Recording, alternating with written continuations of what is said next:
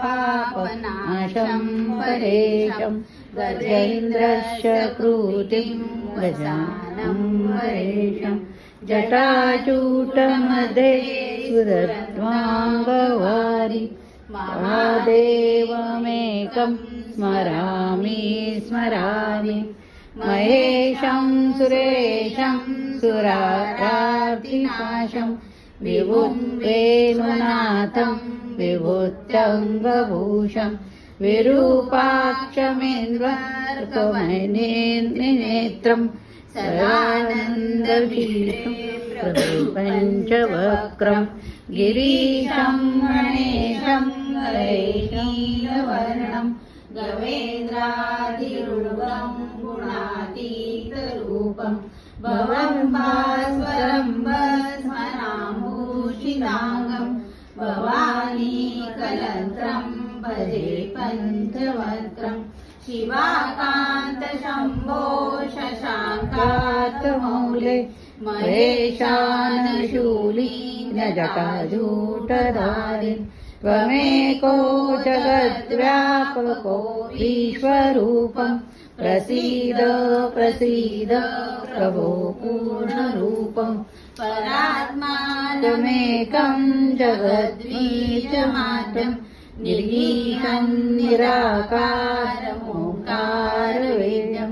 यतो जायते पाल्यते येन विश्वं तमीशं भजे लीयते यत्र विश्वं न भूमिर्न चापो न मन्दिर्न माश न चाकाशमास्ते न तन्द्रा न निष्ठा न ग्रीष्मो न शीतं न देशो न वेशो न यस्यास्ति मूर्तिस्त्रिमूर्तिसमीढ्यम् अजं शाश्वतं कारणं कारणानां शिवं केवलं भासकं वासकानां तुरीयं त्वमपाठमाचन्दहीनं प्रपद्ये परं पावनं दैत्यहीनं नमस्ते नमस्ते विभो विश्वमूर्ते नमस्ते नमस्ते चिदानन्दमूर्ते नमस्ते नमस्ते तपोयोगगम्य नमस्ते नमस्ते श्रुतिज्ञानगम्य प्रभो शूलपाणे विभो विश्वनाथ महादेव शम्भो महेश त्रिनेत्र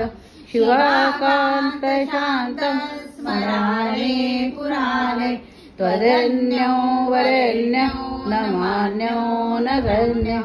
शम्भो महेश करुणामय शूलपाणि गौरीपते पशुपते पापनाशय काशीपते करुणाय करुदेत ते स्वम् अंसि विरासि महेश्वरोऽसि भक्तो जगद्भवति देव भव स्मरारे त्वदेव तिष्ठति जगन्मुर्विश्वनाथ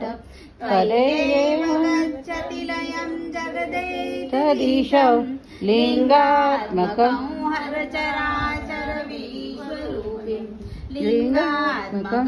हरचराचर विश्वरूपे इति श्री मच्छराचार्य कृतो वेदसारस्वस्तोत्र संपूर्णम्।